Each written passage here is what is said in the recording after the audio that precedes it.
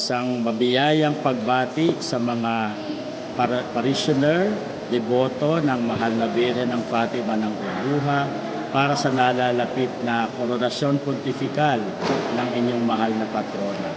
Tunay na nga ito ay isang biyaya, isang pagkilala sa matinyas na debosyon sa mahal na Birhen ng Fatima dito sa bahaging ito ng Diocese ng Novaliches at bahagi ito ng Pilipinas. Ang misyon sa atin, patuloy nating palaganapin, paigtingin ang pamiminto sa mahal na Birhen upang patuloy na tayo mailapit kay Jesus, ang kanyang anak, ang prinsipe ng kapayapaan. Viva la Virgen! God first, always first. Isang mapagpalang umaga sa ating lahat. At sa tagpong ito, ang aking mainit na pagbati kay Reverend Father Aris de Leon, bilang rector ng Diocese Shrine of Fatima. Ngayon ay isang malaking pagtitipon para sa pontifical coronation ng Our Lady of Fatima or Duha. Kaya ang pagkakaloob ng ganitong pribilehiyo ay isang malaking biyaya para sa atin dito sa Diocese of Novaliches, lalo na dito sa North Caloocan.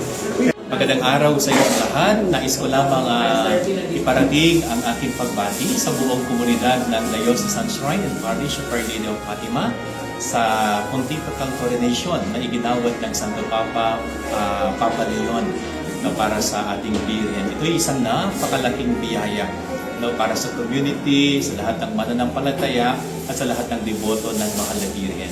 Sana itong malaking biyaya na ito ay patuloy nating ingatan at gamitin natin sa paggawa ng mabuti at pagpapalalim ng ating pananampalataya sa Diyos at sa ating mahal na Birhen. So, ang aking pagbati po sa inyo lahat.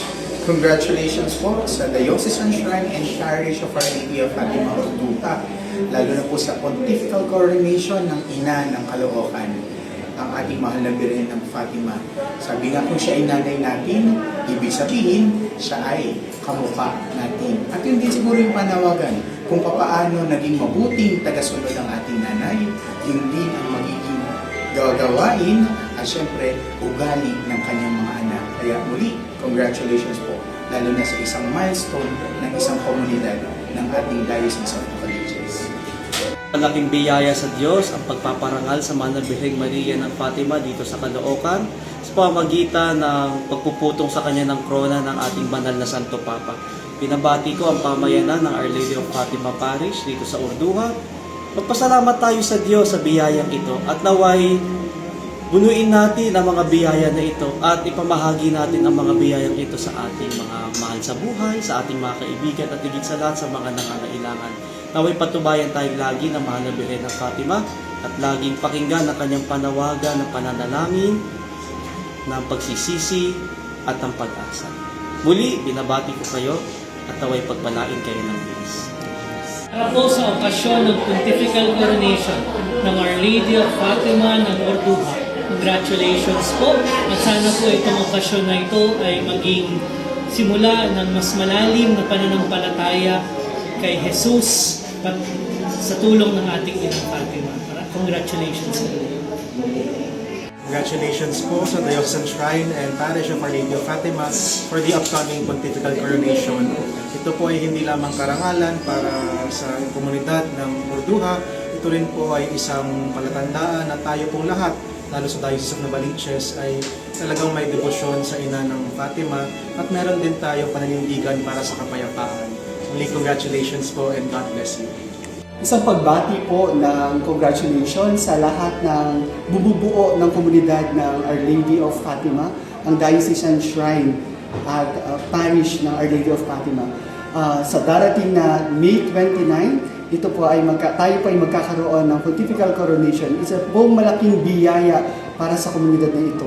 Isang biyaya mula sa Diyos na nagsasabi ng tunay na pag-ibig at paggabay. Nawa, patuloy natin ipanalangin ang bawat isa. Patuloy natin hingin ang tulong ng ating mahal na si Maria. Hello, si Father Alan po ito at nais kong i-congratulate ang ating Diocesan Shrine of Our Lady of Fatima para sa ating pontifical coronation. So, congratulations at alam kong very, very proud tayong lahat na taga rito sa Our Lady of Fatima sa isang yugto na ito na mangyayari sa ating parokya. No? So again, congratulations po sa atin. Kaya makita-kita tayo sa May 29.